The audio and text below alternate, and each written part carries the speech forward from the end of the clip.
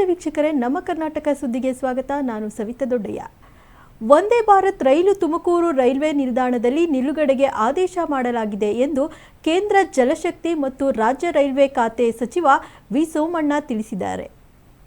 ವಂದೇ ಭಾರತ್ ರೈಲು Tumakuru railway ನಿಲ್ದಾಣದಲ್ಲಿ ನಿಲುಗಡೆಗೆ ಅವಕಾಶ ನೀಡಲಾಗಿದೆ ಎಂದು ಕೇಂದ್ರ ಜಲಶಕ್ತಿ ಮತ್ತು ರಾಜ್ಯ ರೈಲ್ವೆ ಖಾತೆ ಸಚಿವ ವಿ ಸೋಮಣ್ಣ ತಿಳಿಸಿದರು. ಸುದ್ದಿಗಾರರೊಂದಿಗೆ ಮಾತನಾಡಿದ ಅವರು, ತುಮಕೂರು ನಗರದ ರೈಲ್ವೆ ನಿಲ್ದಾಣಕ್ಕೆ ಪರಮಪೂಜ್ಯ ಡಾಕ್ಟರ್ ಶ್ರೀ ಶಿವಕುಮಾರ ಸ್ವಾಮೀಜಿ ಅವರ ಹೆಸರು ಹಾಗೂ ಖ್ಯಾತಸಂದ್ರ ರೈಲ್ವೆ ನಿಲ್ದಾಣಕ್ಕೆ ಸಿದ್ಧಗಂಗಾ ರೈಲ್ವೆ ನಿಲ್ದಾಣ ಎಂದು ನಾಮಕರಣ ಮಾಡುವಂತೆ ಸಂಘ ಸಂಸ್ಥೆಗಳು ಮನವಿ ಬಂದಿದ್ದು, ಈ ಪ್ರಸ್ತಾವನೆ ಸರ್ಕಾರದ ಮುಂದಿದೆ ಎಂದರು. ಶ್ರವಣಬೆಳಗೊಳ ಮತ್ತು ಗುಬ್ಬಿ ರೈಲ್ವೆ ನಿಲ್ದಾಣಗಳನ್ನು ಅಮೃತ್ ಯೋಜನೆಯಡಿ ಮೇಲ್ದರ್ಜೆಗೇರಿಸಲು ತಲಾ 7 ಕೋಟಿ ರು ಬಿಡುಗಡೆ ಮಾಡಲಾಗಿದೆ ಎಂದರು. ತುಮಕೂರಿನಿಂದ ಅರಸೀಕೆರೆಯವರೆಗೂ 220 ಕೋಟಿ ವೆಚ್ಚದಲ್ಲಿ ಆಟೋಮೆಟಿಕ್ ಸಿಗ್ನಲ್ ಅಳವಡಿಸಲು ಮಂಜೂರು ಮಾಡಲಾಗಿದೆ. ತುಮಕೂರು ರಾಯದುರ್ಗ ರೈಲ್ವೆ ಯೋಜನೆಯನ್ನು 2026ರ ಡಿಸೆಂಬರ್ ವೇಳೆಗೆ ಲೋಕಾರ್ಪಣೆ ಮಾಡಲಾಗುವುದು ಎಂದರು. ನೆಲಮಂಗಲದಿಂದ ಶಿರಾವರೆಗೂ 6 ಪಥದ ರಾಷ್ಟ್ರೀಯ ಹೆದ್ದಾರಿ ರಸ್ತೆ ಅಭಿವೃದ್ಧಿಗೆ ವೇಗ ಹೆಚ್ಚಿಸಲು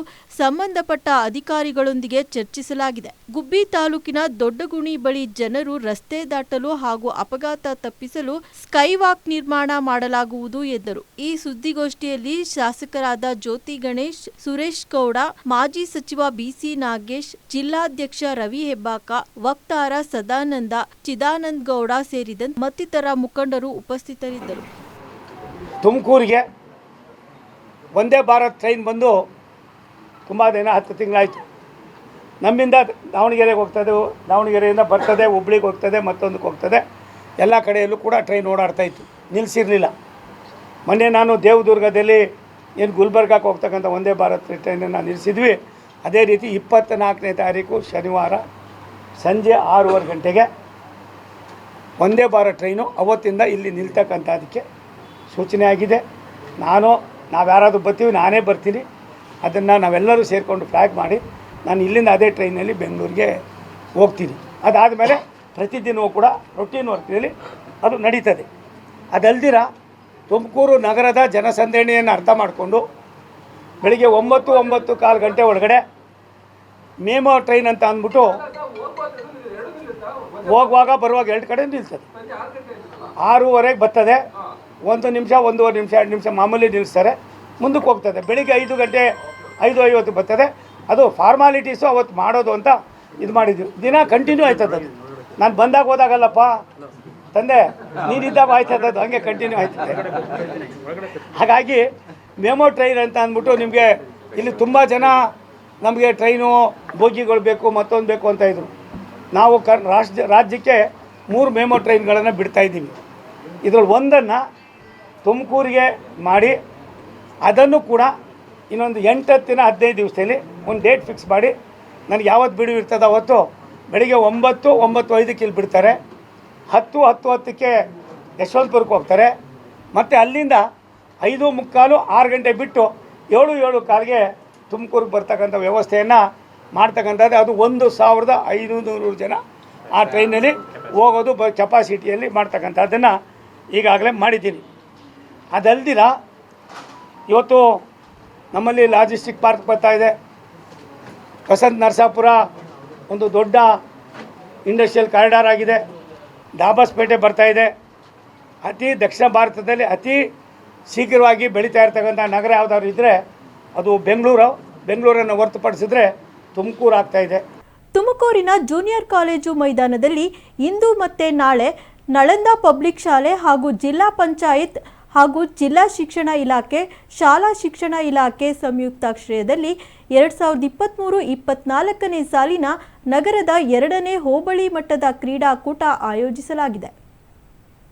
ತುಮಕೂರಿನ ಜೂನಿಯರ್ ಕಾಲೇಜು ಮೈದಾನದಲ್ಲಿ ಇಂದು ಮತ್ತು ನಾಳೆ ನಳಂದ ಪಬ್ಲಿಕ್ ಶಾಲೆ ಹಾಗೂ ಜಿಲ್ಲಾ ಪಂಚಾಯತ್ ಹಾಗೂ ಜಿಲ್ಲಾ ಶಿಕ್ಷಣ ಇಲಾಖೆ, ಶಾಲಾ ಶಿಕ್ಷಣ ಇಲಾಖೆ ಸಂಯುಕ್ತಾಶ್ರಯದಲ್ಲಿ 2023-24ನೇ ಸಾಲಿನ ನಗರದ 2ನೇ ಹೋಬಳಿ ಮಟ್ಟದ ಕ್ರೀಡಾಕೂಟ ಆಯೋಜಿಸಲಾಗಿತ್ತು. ಕೂಟದಲ್ಲಿ 25 ಶಾಲೆಯ ಮಕ್ಕಳು ಭಾಗಿಯಾಗಿದ್ದಾರೆ. BO Ganga Hanumanthappa, secretary TR Venkatesh, TK Ramanjanappa ದೀಪ ಬೆಳಗುವ ಮೂಲಕ ಕ್ರೀಡಾಕೂಟಕ್ಕೆ ಚಾಲನೆ ನೀಡಿದರು. ಮಾಜಿ ಕಾರ್ಪೊರೇಟರ್ ವಿಷ್ಣುವರ್ಧನ್ ಅವರು ಕ್ರೀಡಾ ಜ್ಯೋತಿ ಸ್ವೀಕರಿಸಿದರು. ಈ ವೇಳೆ ಮಾತನಾಡಿದ ವಾರ್ಡ್ ನಂಬರ್ 30ರ ಮಾಜಿ ಕಾರ್ಪೊರೇಟರ್ ವಿಷ್ಣುವರ್ಧನ್ ಅವರು, ನಳಂದ ಪಬ್ಲಿಕ್ ಶಾಲೆ ಹೋಬಳಿ ಮಟ್ಟದ ಕ್ರೀಡಾಕೂಟವನ್ನು ಅಚ್ಚುಕಟ್ಟಾಗಿ ಆಯೋಜಿಸಿದೆ. ಮಕ್ಕಳಿಗೆ ಉತ್ತಮವಾಗಿ ವಿದ್ಯಾಭ್ಯಾಸ ನೀಡುತ್ತಿರುವ ಹೆಗ್ಗಳಿಕೆ ನಳಂದ ಶಾಲೆಗಿದೆ ಎಂದು ತಿಳಿಸಿದರು. ಈ ಸಂದರ್ಭದಲ್ಲಿ BO Ganga Hanumanthappa, TR Venkatesh Babu, TK Ramanjanappa, ಮಾಜಿ ಕಾರ್ಪೊರೇಟರ್ ವಿಷ್ಣುವರ್ಧನ್, ಶಾಲೆಯ ಸಿಬ್ಬಂದಿ ವರ್ಗ, ವಿದ್ಯಾರ್ಥಿಗಳು ಉಪಸ್ಥಿತರಿದ್ದರು. ನಳಂದ ಶಾಲೆಯಿಂದ ಸನ್ಮಾನ ಹಿರಿಯರು ಆಗಿರ್ತಕ್ಕಂಥ ನಮ್ಮ ಶಿವರಾಜ ಸರ್ ಅವರು, ಈ ಭಾಗದ ಐಸಿ ಅವರು.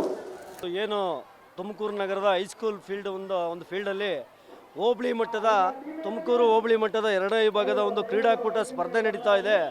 ಈ ಒಂದು ಸ್ಪರ್ಧೆನ ನಮ್ಮ ಏನೊಂದು ನಳಂದ ಶಾಲೆ ವಿದ್ಯಾಸಂಸ್ಥೆ ತುಂಬ ಅಚ್ಚುಕಟ್ಟಾಗಿ ವ್ಯವಸ್ಥಿತವಾಗಿ ಈ ಒಂದು ಸ್ಪರ್ಧೆನ ಒಂದು ಆಯೋಜನೆ ಮಾಡಿದೆ. ಜೊತೆಯಲ್ಲೂ ಕೂಡ ಇವತ್ತು ನಳಂದ ವಿದ್ಯಾಸಂಸ್ಥೆ ತುಮಕೂರು ನಗರದಲ್ಲಿ ಒಂದು ಉತ್ತಮ ಸಂಸ್ಥೆಯಾಗಿ ಒಂದು ಮಕ್ಕಳಿಗೆ ಒಂದು ಒಳ್ಳೆಯ ಶಿಕ್ಷಣವನ್ನು ಕೊಡೋ ಮುಖಾಂತರ ಇವತ್ತು ತುಮಕೂರು ನಗರದಲ್ಲಿ ಸಂಪೂರ್ಣವಾಗಿ ಒಂದು ದೊಡ್ಡ ಮಟ್ಟದಲ್ಲಿ ನಳಂದ ವಿದ್ಯಾಸಂಸ್ಥೆ ಹೆಸರು ಮಾಡ್ತಾ ಇದೆ. ಮತ್ತು ಶಿಕ್ಷಣ ಒಂದೇ ಅಲ್ಲ, ಜೊತೆಯೊಳಗೆ ಕ್ರೀಡಾದಲ್ಲೂ ಜೊತೆಯಲ್ಲಿಗೂ ಕೂಡ ಒಂದು ಕ್ರೀಡೆ ಇರ್ಬೋದು, ಕಲೆ ಇರ್ಬೋದು, ಶೈಕ್ಷಣಿಕವಾಗಿ ಮೂರಲ್ಲೂ ಕೂಡ ನಳಂದ ಒಂದು ಶಾಲೆ ಒಂದು ಸುಮಾರು ವರ್ಷಗಳಿಂದ ಒಂದು ಒಳ್ಳೆಯ ಒಂದು ವಿದ್ಯಾಭ್ಯಾಸ ಕೊಟ್ಕೊಂಡು ಮಕ್ಕಳನ್ನ ಒಂದು ಒಳ್ಳೆಯ ಒಂದು ಇದ್ರ ಕಡೆ ಒಂದು ತಗೊಂಡು ಹೋಗ್ತಾ ಇರೋ ಒಂದು ಸಂಸ್ಥೆ ಅಂದರೆ ತುಮಕೂರು ನಗರದಲ್ಲಿ ನಳಂದ ವಿದ್ಯಾಶಾಲೆ ಅಂತ ಹೇಳಕ್ಕೆ ಕೂಡ ನಾನು ಕೂಡ ಇಚ್ಛೆ ಪಡ್ತೀನಿ. ಮಾಜಿ ಮುಖ್ಯಮಂತ್ರಿ ದೇವರಾಜ್ ಅರಸು ಅವರ ಜನ್ಮ ದಿನಾಚರಣೆಯ ಅಂಗವಾಗಿ ತುಮಕೂರು ನಗರದ ಎಂಪ್ರೆಸ್ ಕೆಪಿಎಸ್ ಶಾಲೆಯ ಸಭಾಂಗಣದಲ್ಲಿ ಹಾಲಪ್ಪ ಪ್ರತಿಷ್ಠಾನದ ವತಿಯಿಂದ ಸಮಾಜ ಸುಧಾರಕ ತತ್ವಜ್ಞಾನಿ ನಾರಾಯಣ ಗುರು, ಮಾಜಿ ಪ್ರಧಾನಿ ರಾಜೀವ್ ಗಾಂಧಿ ಅವರ ಕುರಿತು ಪ್ರಬಂಧ ಹಾಗೂ ಭಾಷಣ ಸ್ಪರ್ಧೆಯಲ್ಲಿ ವಿಜೇತ ಮಕ್ಕಳಿಗೆ ಬಹುಮಾನ ವಿತರಣಾ ಕಾರ್ಯಕ್ರಮ ಆಯೋಜಿಸಲಾಗಿತ್ತು. ಮಾಜಿ ಮುಖ್ಯಮಂತ್ರಿ ದೇವರಾಜ ಅರಸು ಅವರ ಜನ್ಮದಿನದ ಅಂಗವಾಗಿ ತುಮಕೂರು ನಗರದ ಎಂಪ್ರೆಸ್ ಕೆಪಿಎಸ್ ಶಾಲೆಯ ಸಭಾಂಗಣದಲ್ಲಿ ಹಾಲಪ್ಪ ಪ್ರತಿಷ್ಠಾನದ ವತಿಯಿಂದ ಸಮಾಜ ಸುಧಾರಕ ತತ್ವಜ್ಞಾನಿ ನಾರಾಯಣ ಗುರು, ಮಾಜಿ ಪ್ರಧಾನಿ ರಾಜೀವ್ ಗಾಂಧಿ ಹಾಗೂ ದೇವರಾಜ ಅರಸು ಅವರ ಬಗ್ಗೆ ಪ್ರಬಂಧ ಹಾಗೂ ಭಾಷಣ ಸ್ಪರ್ಧೆಯಲ್ಲಿ ವಿಜೇತರಾದ ಮಕ್ಕಳಿಗೆ ಬಹುಮಾನ ವಿತರಣಾ ಕಾರ್ಯಕ್ರಮವನ್ನು ಆಯೋಜಿಸಲಾಗಿತ್ತು. ಕಾರ್ಯಕ್ರಮವನ್ನು ಉದ್ದೇಶಿಸಿ ಮಾತನಾಡಿದ ಹಾಲಪ್ಪ ಪ್ರತಿಷ್ಠಾನದ ಅಧ್ಯಕ್ಷ ಮುರಳೀಧರ್ ಹಾಲಪ್ಪ ಅವರು, ಸಮಾಜ ಸುಧಾರಕರು ದೇಶದ ಅಭಿವೃದ್ಧಿಗೆ ದುಡಿದ ಗಣ್ಯರ ಬಗ್ಗೆ ಯುವಜನತೆಗೆ ತಿಳಿಸುವ ನಿಟ್ಟಿನಲ್ಲಿ ಹಾಲಪ್ಪ ಪ್ರತಿಷ್ಠಾನ ಪ್ರತಿ ವರ್ಷ ಒಂದೊಂದು ಶಾಲಾ ಕಾಲೇಜುಗಳಲ್ಲಿ ಬ್ರಹ್ಮರ್ಷಿ ನಾರಾಯಣಗುರು ವಿಜ್ಞಾನ ತಂತ್ರಜ್ಞಾನದ ಮೂಲಕ ದೇಶವನ್ನು ಮುನ್ನಡೆಸಿದ ಮಾಜಿ ಪ್ರಧಾನಿ ರಾಜೀವ್ ಗಾಂಧಿ ಹಾಗೂ ಅಭಿವೃದ್ಧಿಯ ಹರಿಕಾರ ಮಾಜಿ ಮುಖ್ಯಮಂತ್ರಿ ದೇವರಾಜು ಅರಸು ಅವರ ಜನ್ಮದಿನವನ್ನು ಆಚರಿಸಿಕೊಂಡು ಬರಲಾಗುತ್ತಿದೆ. ಕಾರ್ಯಕ್ರಮಕ್ಕೂ ಮುನ್ನ ಮಕ್ಕಳಿಗೆ ಸ್ಪರ್ಧೆಯನ್ನು ಏರ್ಪಡಿಸಿ ವಿದ್ಯಾರ್ಥಿಗಳು ಮಹನೀಯರ ಬಗ್ಗೆ ಹೆಚ್ಚು ತಿಳಿಯುವಂತೆ ಮಾಡಲಾಗಿದೆ. ಮೂವರು ಮಹನೀಯರು ನೀಡಿದ ಕೊಡುಗೆಗಳು ಜನತೆಗೆ ತಿಳಿಯುವಂತೆ ಮಾಡುವುದೇ ಈ ಕಾರ್ಯಕ್ರಮದ ಉದ್ದೇಶ ಎಂದರು. ಉಪನ್ಯಾಸಕ ಜಯಶೀಲ ಮಾತನಾಡಿ, ದಿವಂಗತ ರಾಜೀವ್ ಗಾಂಧಿ ದೇಶವನ್ನ ವಿಜ್ಞಾನ ಮತ್ತು ತಂತ್ರಜ್ಞಾನದ ಮೂಲಕ ಕಟ್ಟಲು ಮುಂದಾದವರು. ಇಂದು ನಾವೆಲ್ಲರೂ ಉಪಯೋಗಿಸುವ ಟಿವಿ, ಮೊಬೈಲ್ಗೆ ಮುನ್ನುಡಿ ಬರೆದವರು ರಾಜೀವ್ ಗಾಂಧಿ. ಹಾಗಾಗಿ ಉಳುವವನೇ ಭೂಮಿಯ ಒಡೆಯ ಎಂಬ ಕ್ರಾಂತಿಕಾರಕ ಕಾಯ್ದೆ ತಂದು ಆ ಮೂಲಕ ನಾಡಿನ ಜನರು ಭೂಮಿಯ ಹಕ್ಕನ್ನು ಪಡೆಯಲು ಕಾರಣಕರ್ತರಾದವರು ದೇವರಾಜ ಅರಸು ಅವರು. ಇಂತಹ ಮಹನೀಯರನ್ನು ಯುವಜನತೆಗೆ ಪರಿಚಯಿಸುವ ಕೆಲಸ ಮಾಡುತ್ತಿರುವ ಹಾಲಪ್ಪ ಪ್ರತಿಷ್ಠಾನದ ಕೆಲಸ ಶ್ಲಾಘನೀಯ ಎಂದರು. ಕಾರ್ಯಕ್ರಮದಲ್ಲಿ ಪ್ರಬಂಧ ಸ್ಪರ್ಧೆಯಲ್ಲಿ ವಿಜೇತರಾದ ಮರಿಯಂ ಜಮೀಲಾ, ಜ್ಯೋತಿ ಎನ್, ತೃಪ್ತಿ ಎನ್ ಹಾಗೂ ಭಾಷಣ ಸ್ಪರ್ಧೆಯಲ್ಲಿ ಅರ್ಚನಾ ಎಂಬಿ, ರಮ್ಯಾ, ಅರ್ಪಿತಾ ಅವರುಗಳು ಕ್ರಮವಾಗಿ ಪ್ರಥಮ, ದ್ವಿತೀಯ ಮತ್ತು ತೃತೀಯ ಬಹುಮಾನ ಪಡೆದರು. ಸಮಾಧಾನಕರ ಬಹುಮಾನವನ್ನು ಅತಿಥಿ ಚಾರುಲತಾ, ಶಾಲಿನಿ, ಆಶಾರಾಣಿ ಪಡೆದರು. ವೇದಿಕೆಯಲ್ಲಿ ಉಪನ್ಯಾಸಕರಾದ doctor HM Sadashivaiah, Siddappa, N Jayasheela, ಮುಖಂಡರಾದ ಬ್ರಹ್ಮಾನಂದ ರೆಡ್ಡಿ, ಆದಿಲ್ ಖಾನ್, ಶಹಬುದ್ದೀನ್, ತೇಸಿ ವೆಂಕಟೇಶ್, ಸುಕನ್ಯಾ ಹಾಗೂ ಇನ್ನಿತರರು ಉಪಸ್ಥಿತರಿದ್ದರು.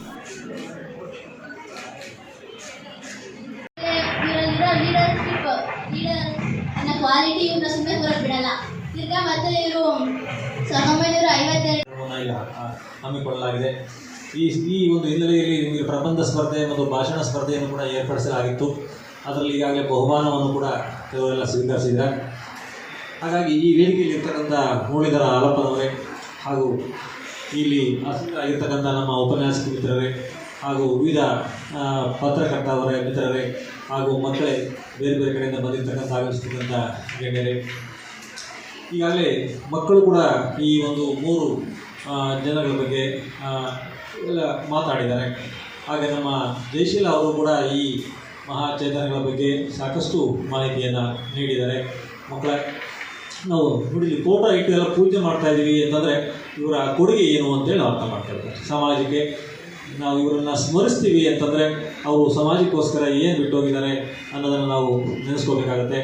ಕರ್ನಾಟಕ ರಕ್ಷಣಾ ವೇದಿಕೆ ಕನ್ನಡ ಸೇನೆಯ ಬೆಂಗಳೂರು ನಗರಾಧ್ಯಕ್ಷರಾಗಿ ಸಿದ್ಲಿಂಗ ನಾಯಕ್ ಅವರನ್ನು ತುಮಕೂರು ಕೇಂದ್ರ ಕಚೇರಿಯಲ್ಲಿ ಆಯ್ಕೆ ಮಾಡಲಾಯಿತು.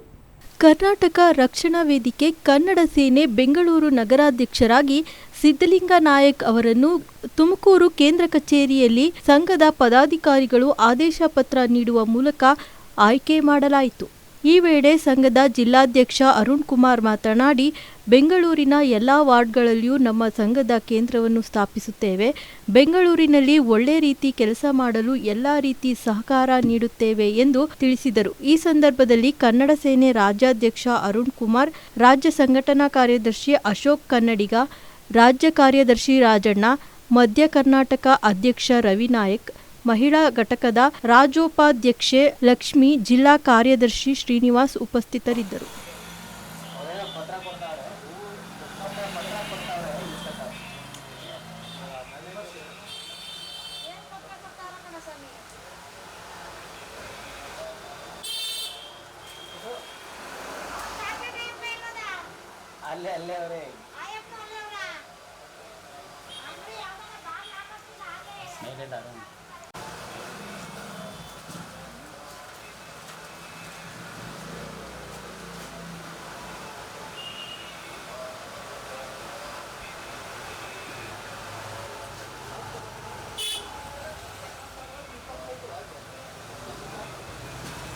ನಗರ ಜಿಲ್ಲಾಧ್ಯಕ್ಷರಂತ ಆಯ್ಕೆ ಮಾಡಿದಂಥ ನಮ್ಮ ಸಿದ್ಲಿಂಗ ನಾಯಕ್ ಅವ್ರಿಗೆ ಶುಭ ಹಾರೈಸ್ತಾ ಇದ್ದೀನಿ. ಮೊದಲನೇದಾಗಿ ಇತ್ತೀಚಿನ ದಿನಗಳಲ್ಲಿ ನಮ್ಮ ಕರ್ನಾಟಕ ರಕ್ಷಣಾ ವೇದಿಕೆ ಕನ್ನಡ ಸೇನೆ ಇಡೀ ರಾಜ್ಯದಂಥ ಎಲ್ಲ ಜಿಲ್ಲೆಯಲ್ಲೂ ಪದಾಧಿಕಾರಿಗಳ ಆಯ್ಕೆ, ಜಿಲ್ಲಾಧ್ಯಕ್ಷಗಳ ಆಯ್ಕೆ ಹಾಗೂ ತಾಲೂಕಾಧ್ಯಕ್ಷಗಳ ಆಯ್ಕೆ ಮಾಡಿ ಮುಂದಿನ ದಿನಗಳಲ್ಲಿ ನಾವು ಬೆಂಗಳೂರಲ್ಲಿ ಒಂದು ಬೃಹತ್ ದೊಡ್ಡ ಒಂದು ಹೋರಾಟವನ್ನು ಕೈಗೊಳ್ತಾ ಇದ್ದೀವಿ. ಹಾಗೆ ಬೆಂಗಳೂರಿನಲ್ಲಿ ಇರುವಂತಹ ಎಲ್ಲ ವಾರ್ಡ್ನಲ್ಲೂ ನಮ್ಮ ಒಂದು ಸಂಘಟನೆಯ ಒಂದು ನಾಮಫಲಕವನ್ನು ಹಾಕಿ ಸಂಘಟನೆಯನ್ನು ದೊಡ್ಡ ಮಟ್ಟಕ್ಕೆ ಬೆಳೆಸಬೇಕಾಗಿ ನಮ್ಮ ಸಿದ್ಲಿಂಗ ನಾಯಕ್ ಅವ್ರ ಹತ್ರ ನಾವು ಸಿದ್ಲಿಂಗ ನಾಯಕ್ ಅವ್ರನ್ನ ಜಿಲ್ಲಾಧ್ಯಕ್ಷರಾಗಿ ಮಾಡಿ ಅವ್ರನ್ನ ಒಂದು ಬೆಂಗಳೂರು ನಗರಕ್ಕೆ ಸಾರಥಿಯನ್ನಾಗಿ ನಾವು ನಮ್ಮ ಸಂಘಟನೆಯಿಂದ ಅವ್ರನ್ನ ಗುರುತಿಸಿ ಇದು ಮಾಡ್ತಾಯಿದ್ದೀವಿ. ನಮ್ಮ ಸಂಘಟನೆ ಮುಂದಕ್ಕೆ ತುಂಬ ದೊಡ್ಡ ಮಟ್ಟದಲ್ಲಿ ಬೆಳವಣಿಗೆ ಮಾಡಬೇಕು ಅಂತ ನಾವು ಅವ್ರಿಗೆ ಸಪೋರ್ಟಾಗಿ ಯಾವಾಗಲೂ ಇರ್ತೀವಿ. ಕರ್ನಾಟಕ ರಕ್ಷಣಾ ವೇದಿಕೆ ಕನ್ನಡ ಸೇನೆ ಹಾಗೂ ನಮ್ಮ ರಾಜ್ಯಾಧ್ಯಕ್ಷರಾದ ಅರುಣ್ ಕುಮಾರ್ ಎನ್ ಹಾಗೂ ನಮ್ಮ ಜಿಲ್ಲಾ ರಾಜ್ಯ ಪದಾಧಿಕಾರಿಗಳಿಗೆ ನನ್ನ ಆಯ್ಕೆ ಮಾಡಿದ್ದಕ್ಕೆ ಹೃತ್ಪೂರ್ವಕ ಧನ್ಯವಾದಗಳು. ಕರ್ನಾಟಕ ರಕ್ಷಣಾ ವೇದಿಕೆ ಕನ್ನಡ ಸೇನೆ ಇವತ್ತು ಬೆಂಗಳೂರು ನಗರಾಧ್ಯಕ್ಷ ಆದಂತಹ ಸಿದ್ಲಿಂಗ ನಾಯಕರನ್ನು ತುಮಕೂರು ಕೇಂದ್ರ ಕಚೇರಿಯಲ್ಲಿ ಇವತ್ತು ನಾವು ಆಯ್ಕೆ ಮಾಡಿದ್ದೀವಿ. ಹಾಗೆ ಬೆಂಗಳೂರಲ್ಲಿ ಇನ್ನು ಮುಂದಿನ ದಿನಗಳಲ್ಲಿ ಹೆಚ್ಚಿನ ರೀತಿಯ ಶಾಖೆ ಆಗುತ್ತೆ. ಹಾಗೆ ಬೆಂಗಳೂರಲ್ಲಿ ಒಂದು ದೊಡ್ಡ ಮಟ್ಟದಲ್ಲಿ ಹೋರಾಟ ಮಾಡ್ತಾರೆ ಅನ್ನೋ ಒಂದು ಭರವಸೆ ಇದೆ. ಹಾಗೆ ರಾಜ್ಯದಲ್ಲಿ ಇವತ್ತು ಕನ್ನಡಪರ ಸಂಘಟನೆಗಳಲ್ಲಿ ನಮ್ಮದು ಒಂದು ದೊಡ್ಡ ಮಟ್ಟದಲ್ಲಿ ಇವತ್ತು ಸಂಘಟನೆಯಾಗಿ ಹೊರಹೊಮ್ಮಿದೆ. ಹಾಗೆ ಇನ್ನು ಮುಂದಿನ ದಿನಗಳಲ್ಲಿ ನಮ್ಮ ಏನು ಕರ್ನಾಟಕದಲ್ಲಿರುವಂಥ ಸಮಸ್ಯೆಗಳ ಬಗ್ಗೆ ಹಲವಾರು ಸಮಸ್ಯೆಗಳ ಬಗ್ಗೆ ನಾವು ಹೋರಾಟ ಮಾಡಿ ನಮಗೇನು ಜನಗಳಿಗೆ ನ್ಯಾಯ ಕೊಡಿಸುವಂಥ ಕೆಲಸ ಮಾಡಬೇಕು ಅಂತ ಇದ್ದೀವಿ ನಾವು. ಹಾಗೆ ಇವತ್ತು ಏನು ನಮ್ಮ ಬೆಂಗಳೂರು ನಗರಾಧ್ಯಕ್ಷರಾದಂತಹ ಸಿದ್ಲಿಂಗ ನಾಯಕ್ ಅವರಿಗೆ ತಾಯಿ ಭುವನೇಶ್ವರಿ ಒಳ್ಳೇದು ಮಾಡಲಿ ಅಂತ ಹರಿಸ್ತೀವಿ. ಹಾಗೆ ನಮ್ಮ ರಾಜ್ಯ ಪದಾಧಿಕಾರಿಗಳು ಇವತ್ತೆಲ್ಲ ಸೇರಿ ಇವತ್ತು ಅವ್ರಿಗೆ ಆದೇಶ ಪತ್ರ ಕೊಟ್ಟು ಮುಂದಿನ ದಿನಗಳಲ್ಲಿ ಕೆಲಸ ಮಾಡುವಂಥ ಶಕ್ತಿ ಕೊಡಲಿ ದೇವರು ಅಂತ ಕೇಳ್ಕೊತೀವಿ. ಜೈ ಹಿಂದ್, ಜೈ ಭುವನೇಶ್ವರಿ. ತುಮಕೂರಿನ ಕೇಂದ್ರ ಗ್ರಂಥಾಲಯದಲ್ಲಿ ಜಿಲ್ಲಾಡಳಿತ, ಜಿಲ್ಲಾ ಪಂಚಾಯತ್, ಹಿಂದುಳಿದ ವರ್ಗಗಳ ಕಲ್ಯಾಣ ಇಲಾಖೆ ಸಹಯೋಗದಲ್ಲಿ ಮಾಜಿ ಮುಖ್ಯಮಂತ್ರಿ ಡಿ ದೇವರಾಜ್ ಅರಸು ಅವರ 109ನೇ ಜನ್ಮದಿನಾಚರಣೆ ಕಾರ್ಯಕ್ರಮ ಆಯೋಜಿಸಲಾಗಿತ್ತು. ತುಮಕೂರಿನ ಕೇಂದ್ರ ಗ್ರಂಥಾಲಯದಲ್ಲಿ ಜಿಲ್ಲಾಡಳಿತ, ಜಿಲ್ಲಾ ಪಂಚಾಯತ್, ಹಿಂದುಳಿದ ವರ್ಗಗಳ ಕಲ್ಯಾಣ ಇಲಾಖೆ ಸಹಯೋಗದಲ್ಲಿ ಮಾಜಿ ಮುಖ್ಯಮಂತ್ರಿ ಡಿ ದೇವರಾಜು ಅರಸು ಅವರ 109ನೇ ಜನ್ಮದಿನಾಚರಣೆ ಕಾರ್ಯಕ್ರಮ ಆಯೋಜಿಸಲಾಗಿತ್ತು. ಶಾಸಕ ಜ್ಯೋತಿ ಗಣೇಶ್ ದೀಪ ಬೆಳಗುವ ಮೂಲಕ ಕಾರ್ಯಕ್ರಮವನ್ನು ಉದ್ಘಾಟಿಸಿದರು. ಕಾರ್ಯಕ್ರಮದಲ್ಲಿ ಗಣ್ಯರು ದೇವರಾಜು ಅರಸು ಅವರ ಭಾವಚಿತ್ರಕ್ಕೆ ಪುಷ್ಪ ನಮನ ಸಲ್ಲಿಸಿದರು. ಈ ಸಂದರ್ಭದಲ್ಲಿ tahsildar Siddesh, CE D Narasimharaju, CA Gaurav Kumar ಸೇರಿದಂತೆ ಇನ್ನಿತರರು ಉಪಸ್ಥಿತರಿದ್ದರು. ಸಚಿವರು ಆದ ಡಾಕ್ಟರ್ ಶ್ರೀ ಪರಮೇಶ್ವರ್ ಸರ್ ಆಗಮಿಸಾಯಿತು. ಅನಿವಾರ್ಯ ಕಾರಣಗಳಿಂದ ಅವರ ಅನುಪಸ್ಥಿತಿಯಲ್ಲಿಯೂ ಅವರನ್ನ ಈ ವೇದಿಕೆಗೆ ಇಲಾಖಾ ಪರವಾಗಿ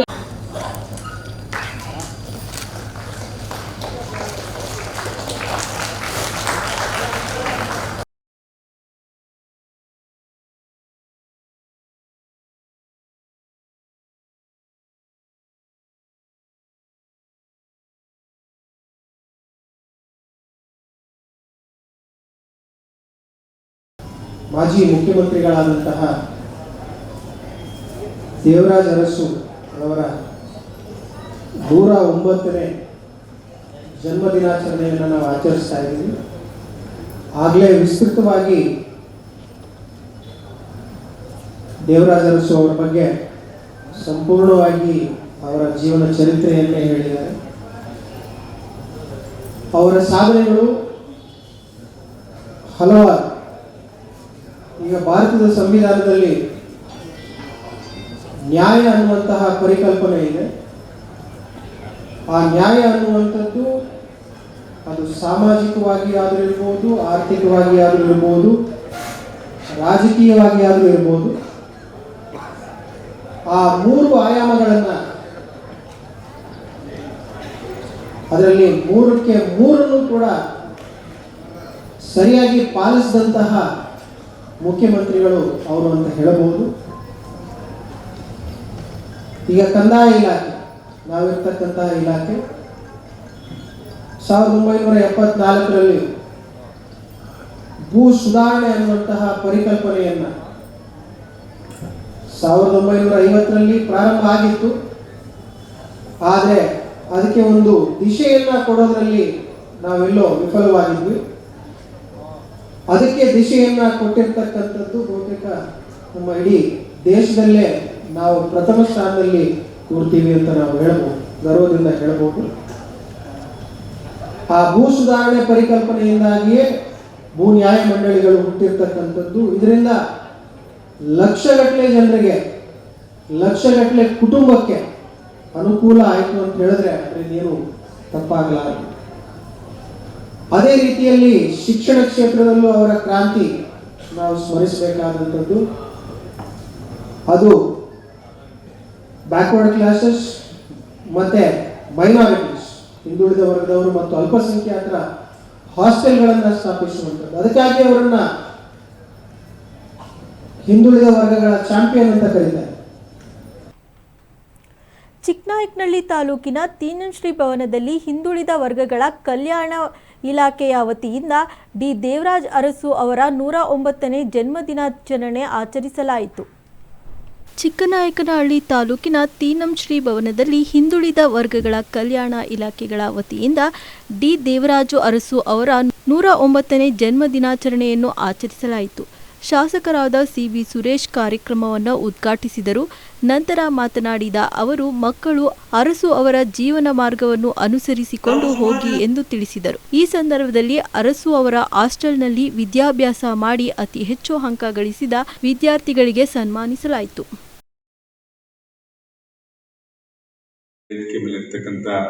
ಇವತ್ತಿನ ಒಂದು ಮುಖ್ಯ ಉಪನ್ಯಾಸಕರು ಮತ್ತು ಆತ್ಮೀಯರು, ವಕೀಲರು ಆದಂಥ ನಾವೆಲ್ಲ ಕೂಡ ಹೆಮ್ಮೆಯಿಂದ ಹೇಳ್ಕೋಬಹುದು. ಅದು ಸನ್ಮಾನ್ಯ ಡಾಕ್ಟರ್ ದೇವರಾಜ್ ಅರಸು ಅವರು ಅಂತಕ್ಕಂಥದ್ದನ್ನ ಘಂಟಾಘೋಷವಾಗಿ ನಾವು ಹೇಳ್ಕೋಬೋದಾಗ್ತದೆ. ಇವತ್ತು ವಿದ್ಯಾರ್ಥಿಗಳು ನೀವೆಲ್ಲ ಇಷ್ಟು ಖುಷಿಯಿಂದ ಹಾಸ್ಟೆಲ್ಗಳಲ್ಲಿ ಓದ್ತಾ ಇದ್ದೀರಾ, ಒಳ್ಳೊಳ್ಳೆ ಅಂಕ ಪಡಿತಾ ಇದ್ದೀರಾ, ಮತ್ತೆ ಒಳ್ಳೊಳ್ಳೆ ಜ್ಞಾನವನ್ನು ಪಡ್ಕೋತಾ ಇದ್ದೀರಾ ಅಂದರೆ ಅದಕ್ಕೆ ಕಾರಣೀಭೂತರು ಸನ್ಮಾನ್ಯ ಡಾಕ್ಟರ್ ದೇವರಾಜ್ ಅರಸು ಅವರು ಉಳುವನೆ ಒಡೆಯ ಅಂತಕ್ಕಂಥದ್ದು ತಂದು ಏನು 100 ಎಕರೆಗಳನ್ನ ಜಮೀನಿದ್ದಂಥವ್ರನ್ನ ಬಿಡಿಸಿ ಇವತ್ತು ಎಲ್ರಿಗೂ ಕೂಡ ಭೂಮಿ ಮೇಲೆ ಇರ್ತಕ್ಕಂಥ ನಮ್ಮ ರಾಜ್ಯದ ಎಲ್ಲ ಜನ ಕೂಡ ಎಲ್ಲರೂ ಕೂಡ ಅವರ ಜಮೀನನ್ನು ಹೊಂದಿರಬೇಕು ಅಂತಕ್ಕಂಥ ನಿಟ್ಟಿನಲ್ಲಿ ಯಾರ್ಯಾರು ಜಮೀನನ್ನು ಉಳುಮೆ ಮಾಡ್ತಾ ಇದ್ದಾರೆ ಅವ್ರಿಗೆ ಅದನ್ನು ಅಧಿಕೃತವಾಗಿ ಮಾಡಿಕೊಡುವಂಥ ಕೆಲಸ ಮಾಡಿದಂಥ ಧೀಮಂತ ವ್ಯಕ್ತಿ ಸನ್ಮಾನ್ಯ ಡಾಕ್ಟರ್ ದೇವರಾಜ್ ಅರಸು ಅವರು ಅಂತಕ್ಕಂಥದ್ದನ್ನು ಕೂಡ ಈ ಸಂದರ್ಭದಲ್ಲಿ ಹೇಳ್ತಾ, ಅವರು ಯಾವಾಗ ಏನೇ ಅವರು ಒಂದು ಸಣ್ಣ ಒಂದು ಸಮಾಜದಲ್ಲಿ ಹುಟ್ಟಿದ್ರು ಕೂಡ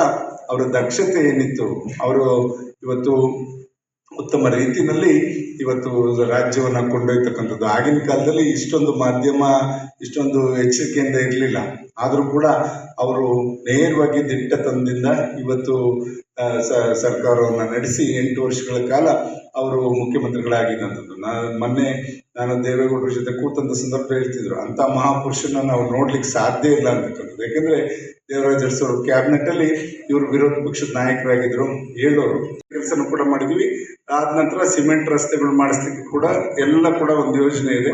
ಹಾಗಾಗಿ ಹಂತವಾಗಿ ಆಗ್ತದೆ ಅಂತಕ್ಕಂಥದ್ದನ್ನ ಈ ಸಂದರ್ಭದಲ್ಲಿ ಹೇಳ್ತಾ, ಇವತ್ತು ನಾವೆಲ್ಲ ಸನ್ಮಾನ್ಯ ದೇವರಾಜ ಅರಸು ಅವ್ರನ್ನ, ನೀವು ಮಕ್ಕಳ ಬಿಡುವಿದ್ದಾಗ ಅವ್ರ ಪುಸ್ತಕಗಳನ್ನ ಓದಿ, ಮಹನೀಯರ ಪುಸ್ತಕಗಳನ್ನೆಲ್ಲ ಕೂಡ ಓದಿ, ಅಂಬೇಡ್ಕರ್ ಅವ್ರದ್ದು ಅವ್ರ ಜೀವನ ಚರಿತ್ರೆಗಳನ್ನ ನೀವು ಓದಿದಾಗ ನಾವು ಯಾವ ರೀತಿ ಇರಬೇಕು ಅಂತಕ್ಕಂಥದ್ದು, ಯಾರು ಯಾರ ಅಂಗಲ್ಲೂ ಇರೋದು ಬೇಡ. ನೀವು ದಯಮಾಡಿ ನಿಮ್ಮ ತನವನ್ನು ಉಳಿಸ್ಕೊಂಡು ನೀವು ಮುಂದಿನ ಭವಿಷ್ಯವನ್ನು ರೂಪಿಸ್ಕೊಳ್ಳೋ ನಿಟ್ಟಿನಲ್ಲಿ ನಿಮ್ಮೆಲ್ಲರ ಒಂದು ಭವಿಷ್ಯ ಉಜ್ವಲವಾಗಿ ರೂಪುಗೊಳ್ಳಿ ಅಂತಕ್ಕಂಥದ್ದನ್ನ ನಾನು ಈ ಸಂದರ್ಭದಲ್ಲಿ ಹೇಳ್ತಾ, ಇವತ್ತು ನಾರಾಯಣ ಗುರೂಜಿಯವರ ಒಂದು ಜನ್ಮದಿನನೂ ಕೂಡ ಇದೆ. ಅದನ್ನು ಕೂಡ ಎಲ್ರಿಗೂ ಕೂಡ ಅದರ ಶುಭಾಶಯಗಳನ್ನು ಕೂಡ ತಮಗೆ ಹೇಳ್ತಾ ಇವತ್ತು ಅಮೆರಿಕದ ಟ್ಯಾಕ್ಸಿಸ್ನಲ್ಲಿ 100 ಅಡಿ ಎತ್ತರದ ವೀರಾಂಜನೇಯ ಪ್ರತಿಮೆಯನ್ನು ಸ್ಥಾಪಿಸಲಾಗಿದೆ.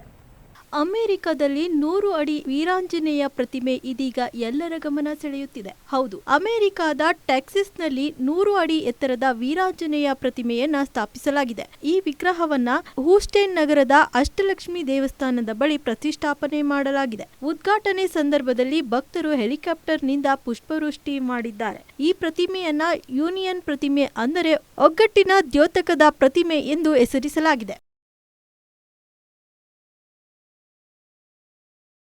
ಮುಖ್ಯಮಂತ್ರಿ ಸಿದ್ದರಾಮಯ್ಯ ಅವರ ವಿರುದ್ಧ ರಾಜ್ಯಪಾಲರು ಪ್ರಾಸಿಕ್ಯೂಷನ್ಗೆ ನೀಡಿರುವ ಕ್ರಮವನ್ನು ಖಂಡಿಸಿ ತಿಪಟೂರು ನಗರದಲ್ಲಿ ಶಾಸಕ ಕೆ ಷಡಕ್ಷರಿ ನೇತೃತ್ವದಲ್ಲಿ ಕಾಂಗ್ರೆಸ್ ಪಕ್ಷದಿಂದ ಬೃಹತ್ ಪ್ರತಿಭಟನೆ ನಡೆಸಿ ರಾಜ್ಯಪಾಲರ ನಡೆ ವಿರುದ್ಧ ಆಕ್ರೋಶ ವ್ಯಕ್ತಪಡಿಸಲಾಯಿತು. ಮುಖ್ಯಮಂತ್ರಿ ಸಿದ್ದರಾಮಯ್ಯ ಅವರ ವಿರುದ್ಧ ರಾಜ್ಯಪಾಲರು ಪ್ರಾಸಿಕ್ಯೂಷನ್ಗೆ ನೀಡಿರುವ ಕ್ರಮವನ್ನು ಖಂಡಿಸಿ ತುಮಕೂರು ಜಿಲ್ಲೆ ತಿಪಟೂರು ನಗರದಲ್ಲಿ ಶಾಸಕ ಕೆ ಷಡಕ್ಷರಿ ನೇತೃತ್ವದಲ್ಲಿ ಕಾಂಗ್ರೆಸ್ ಪಕ್ಷದಿಂದ ಬೃಹತ್ ಪ್ರತಿಭಟನೆ ನಡೆಸಿ ರಾಜ್ಯಪಾಲರ ನಡೆ ವಿರುದ್ಧ ಆಕ್ರೋಶ ವ್ಯಕ್ತಪಡಿಸಲಾಯಿತು. ತಿಪಟೂರು ಗ್ರಾಮದೇವತೆ ಶ್ರೀ ಕೆಂಪಮ್ಮದೇವಿ ದೇವಾಲಯದಿಂದ ಹೊರಟ ಪ್ರತಿಭಟನಾ ಮೆರವಣಿಗೆ ಕೋಡಿ ಸರ್ಕಲ್, ದೊಡ್ಡಪೇಟೆ, ಬಿಎಚ್ ರಸ್ತೆ ಮೂಲಕ ನಗರಸಭೆ ವೃತ್ತದಲ್ಲಿ ಪ್ರತಿಭಟನೆ ನಡೆಸಿ ತಹಶೀಲ್ದಾರ್ ಪವನ್ ಕುಮಾರ್ ಮೂಲಕ ರಾಜ್ಯಪಾಲರಿಗೆ ಮನವಿ ಪತ್ರ ಸಲ್ಲಿಸಲಾಯಿತು. ಪ್ರತಿಭಟನಾ ನಿರತರನ್ನು ಉದ್ದೇಶಿಸಿ ಮಾತನಾಡಿದ ಶಾಸಕ ಕೆ ಷಡಕ್ಷರಿ, ಪ್ರಾಮಾಣಿಕವಾಗಿ ಆಡಳಿತ ನಡೆಸುತ್ತಿರುವ ಮುಖ್ಯಮಂತ್ರಿ ಸಿದ್ದರಾಮಯ್ಯವರ ವಿರುದ್ಧ ರಾಜ್ಯಪಾಲರು ನೀಡಿರುವ ಪ್ರಾಸಿಕ್ಯೂಷನ್ ದೋಷಪೂರಿತವಾಗಿದ್ದು, ಬಿಜೆಪಿ ಮತ್ತು ಜೆಡಿಎಸ್ ಪಕ್ಷಗಳು ರಾಜ್ಯಪಾಲರ ಮೇಲೆ ಒತ್ತಡ ಹೇರಿ ಪ್ರಾಸಿಕ್ಯೂಷನ್ ಅನುಮತಿ ನೀಡುವಂತೆ ಮಾಡಿದ್ದಾರೆ. ಸಿದ್ದರಾಮಯ್ಯನವರಿಗೆ ತೊಂದರೆಯಾಗಲು ಯಾವುದೇ ಕಾರಣಕ್ಕೂ ನಾವು ಬಿಡುವುದಿಲ್ಲ. ನಮ್ಮ ಸರ್ಕಾರ 136 ಜನ ಚುನಾಯಿತ ಶಾಸಕರೊಂದಿಗೆ ಆಡಳಿತ ನಡೆಸುತ್ತಿದ್ದು, ಸರ್ಕಾರವನ್ನು ಅಸ್ಥಿರಗೊಳಿಸಬೇಕು ಎನ್ನುವ ಉದ್ದೇಶದಿಂದ ಕೇಂದ್ರ ಸರ್ಕಾರ ರಾಜಭವನವನ್ನು ದುರುಪಯೋಗಪಡಿಸಿಕೊಳ್ಳುತ್ತಿದೆ ಎಂದು ತಿಳಿಸಿದರು. ಪ್ರತಿಭಟನೆಯಲ್ಲಿ ನಗರಾಧ್ಯಕ್ಷ ಟಿಎನ್ ಪ್ರಕಾಶ್, ಎಸ್ಸಿ ಘಟಕದ ಅಧ್ಯಕ್ಷರಾದ ಬಜಗೂರು ಮಂಜುನಾಥ್, ಮಾಜಿ ಜಿಲ್ಲಾ ಪಂಚಾಯತ್ ಸದಸ್ಯ ಕೊಪ್ಪ ಶಾಂತಪ್ಪ, ಮುಖಂಡರಾದ ನ್ಯಾಕೇನಹಳ್ಳಿ ಸುರೇಶ್, ಮೊಹಮ್ಮದ್ ದಸ್ತಗಿರಿ, ಶಫೀಉಲ್ಲಾ, ಶರೀಫ್, ಕುರುಬ ಸಂಘದ ಅಧ್ಯಕ್ಷ ಚಂದ್ರೇಗೌಡ, ವಿರೂಪಾಕ್ಷಯ್ಯ ಹೊನ್ನೇನಹಳ್ಳಿ ಮುಂತಾದವರು ಉಪಸ್ಥಿತರಿದ್ದರು. ಮುಖ್ಯಮಂತ್ರಿ ಪ್ರಾಮಾಣಿಕ ಯಾರೋ ತಪ್ಪು ಮಾಡಿದ್ದಕ್ಕೆ ಅವ್ರಿಗೆ ಜೈಲ್ಗೆ ಹಾಕಿದ್ದಾರೆ. ಆ ಜೈಲೊಳಗೆ ಕೂತ್ಕೊಂಡೆ ಆಡಳಿತ ಮಾಡ್ತಾವ್ರೆ, ಸರ್ಕಾರ ನಡೆಸ್ತಾವ್ರೆ. ಅಂತ ಪರಿಸ್ಥಿತಿ ನಮಗೆ ಬರಲ್ಲ. ಬಂದಂತ ಸಂದರ್ಭದಲ್ಲೂ ನಾವು ಅದನ್ನೇ ಒಗ್ಗಟ್ಟಾಗಿ 136 ಜನ ಶಾಸಕರು ಅದ್ರ ಬಗ್ಗೆ ಹೋರಾಟ ಮಾಡಿ ಅವ್ರನ್ನ ಯಾವುದೇ ರೀತಿ ರಾಜೀನಾಮೆ ಕೊಡದೇ ರೀತಿಯಲ್ಲಿ ನಾವೆಲ್ಲ ಹೋರಾಟ ಮಾಡ್ತೇವೆ. ಇವತ್ತು ಅದಕ್ಕೋಸ್ಕರನೇ ಬುಧವಾರ ಸಾಯಂಕಾಲ CLP ಮೀಟಿಂಗ್ ಕರೆದಿದ್ದಾರೆ. ನಾಳೆ ದೇವರಾಜ ಅರಸು ಜಯಂತಿ ಇದೆ. ಅದನ್ನು ಮುಗಿಸಿ ನಾನು ನಾಡಿದ್ದು ಬೆಳಿಗ್ಗೆನೆ ಬೆಂಗಳೂರಿಗೆ ಹೋಗ್ತೀವಿ. ಸಂಜೆ CLP ಮೀಟಿಂಗ್ ಕರೆದಿದ್ದಾರೆ ಮುಖ್ಯಮಂತ್ರಿಗಳು. ಅವರು ಕೇಳಲಿಕ್ಕೆ ನಮ್ಮನ್ನೆಲ್ಲ ಏನಪ್ಪ ಈ ಥರ ಬಂದಿದೆ, ನಾವೇನು ಮಾಡಬೇಕು ಅಂತ ಕೇಳಲಿಕ್ಕೆ ಕರೆದಿದ್ದಾರೆ. ನಾವೆಲ್ಲ ಒಕ್ಕರಳಿನಿಂದ ಒಗ್ಗಟ್ಟಾಗಿ ಮಂತ್ರಿಮಂಡಲ ಮತ್ತು ಶಾಸಕರು 136 ಜನ BJPಯವರು ದಳದವರು ಇಲ್ಲ, ಅವ್ರನ್ನ ಹೊರತುಪಡಿಸಿ ನಾವೆಲ್ಲ ಒಗ್ಗಟ್ಟಾಗಿ ಒಕ್ಕಲಿನಿಂದ ಅವ್ರಿಗೆ ಪೂರ್ಣ ಅಧಿಕಾರವನ್ನು ಕೊಡ್ತೇವೆ. ಅವ್ರಿಗೆ ಏನು ಕಷ್ಟ ಕೊಟ್ಟರು ಅದ್ರ ಪರವಾಗಿ ನಾವು ನಿಲ್ತೇವೆ. ಪ್ರಾಣಕ್ಕೆ ಪ್ರಾಣ ಕೊಡ್ತಕ್ಕಂಥ ಕೆಲಸವನ್ನು ಮಾಡ್ತೇವೆ. ಇದ್ರ ಬಗ್ಗೆ ಯಾರೂ ಸಂಶಯ ಪಡಬೇಕಾಗಿಲ್ಲ. ಇವರು ಏನು ಮಾಡ್ತಾ ಇದ್ದಾರೆ, ಒಂದೇ ನಿಗಾ ನೋಡ್ಕೊಂಡು ನಡೆಸ್ತಾ ಇರೋದು ನಮ್ಮ ಕಾಂಗ್ರೆಸ್ ಸರ್ಕಾರ. ಇನ್ನೂವರೆಗಾಗಿ ಯಾವುದೇ ತೊಂದರೆ ಇಲ್ದಂಗೆ ನಮ್ಮ ಸಿದ್ದರಾಮಯ್ಯ ಅವರು ಚೆನ್ನಾಗಿ ಸರ್ಕಾರ ಕುರಿತಂತೆ ಯಾಕೆ ಅನುಮತಿಯನ್ನು ನೀಡಲಿಲ್ಲ. ವಿಷಯ 6, ಶಶಿಕಲಾ ಜಿಲ್ಲೆ ಹೊರಣ್ಣ ಪಂಚ ವಸೂಲಿ ಕುರಿತು ಪ್ರಾಥಮಿಕ. ದಕ್ಷಿಣ ಭಾರತದ ಹಿರಿಯ ಗಾಯಕಿ ಪಿ. ಸುಶೀಲಾ ಆಸ್ಪತ್ರೆಯಿಂದ ಡಿಸ್ಚಾರ್ಜ್ ಆಗಿದ್ದಾರೆ. ನಂತರ ಖ್ಯಾತ ಗಾಯಕಿ ಸುಶೀಲಾ ಅವರು ವಿಡಿಯೋವೊಂದನ್ನು ಬಿಡುಗಡೆ ಮಾಡಿ, ನಾನು ಡಿಸ್ಚಾರ್ಜ್ ಆಗಿದ್ದೇನೆ, ನಾನು ಚೆನ್ನಾಗಿ ಸಂತೋಷವಾಗಿದ್ದೇನೆ ಎಂದು ತಿಳಿಸಿದ್ದಾರೆ. ದಕ್ಷಿಣ ಭಾರತದ ಹಿರಿಯ ಗಾಯಕಿ ಪಿ ಸುಶೀಲಾ ಅವರು ಆಸ್ಪತ್ರೆಯಿಂದ ಡಿಸ್ಚಾರ್ಜ್ ಆಗಿದ್ದಾರೆ. ನಂತರ ಖ್ಯಾತ ಗಾಯಕಿ ಪಿ ಸುಶೀಲಾ ವಿಡಿಯೋ ಬಿಡುಗಡೆ ಮಾಡಿದ್ದಾರೆ. ಅದರಲ್ಲಿ, ನಾನು ಈಗಷ್ಟೇ ಡಿಸ್ಚಾರ್ಜ್ ಆಗಿದ್ದೇನೆ, ಆರೋಗ್ಯವಾಗಿ ಮತ್ತು ಸಂತೋಷವಾಗಿದ್ದೇನೆ. ನನ್ನ ಚೇತರಿಕೆಗಾಗಿ ಪ್ರಾರ್ಥಿಸಿದ ಎಲ್ಲರಿಗೂ ಧನ್ಯವಾದಗಳು. ದೇವರನ್ನು ನಂಬುವವರನ್ನು ಕೈಬಿಡುವುದಿಲ್ಲ ಎಂದು ಅವರು ಭಾವುಕರಾಗಿ ಹೇಳಿದ್ದಾರೆ. ಇದಾದ ಬಳಿಕ ಹಲವರು ಅವರ ಆರೋಗ್ಯ ವಿಚಾರಿಸಿದ್ದಾರೆ. ಉಸಿರಾಟದ ತೊಂದರೆಯಿಂದ ಬಳಲುತ್ತಿದ್ದ ಅವರನ್ನು 2 ದಿನಗಳ ಹಿಂದೆ ఆసుపత్రికి ದಾಖಲಿಸಲಾಗಿತ್ತು. ఇప్పుడే హాస్పిటల్ నుంచి రిలీజ్ అయ్యాను. ఆరోగ్యంగా సంతోషంగా పంపించారు. మీ అందరికీ ముఖ్యంగా మీ యొక్క ప్రార్థనలు నన్ను రక్షించేవి. దేవుని నమ్మినవాడు ఎప్పుడు చెడడు. இந்த இசைக்கும் మీకు అంటే కొంచెం తమిళ్ వస్తుంది, డోంట్ వరీ. సంతోషమా వచ్చేసాను. మీరందరూ ఇంకా చాలా హాయిగా ఉండొచ్చు. మిమ్మల్ని అందరినీ భగవంతుడు రక్షిస్తాడు, నన్ను రక్షించినట్టు. మీకు అందరికీ కోటి దండాలు, కోటి నమస్కారాలు. ఎప్పుడు చల్లగా ఉండాలి. ಆಯುಷ್ಮಾನ್ ಭವ.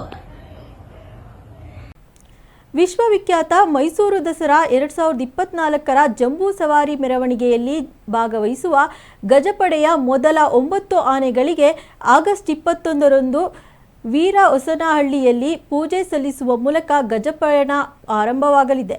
ನಂತರ ಮೈಸೂರಿಗೆ ಆಗಮಿಸಲಿದೆ.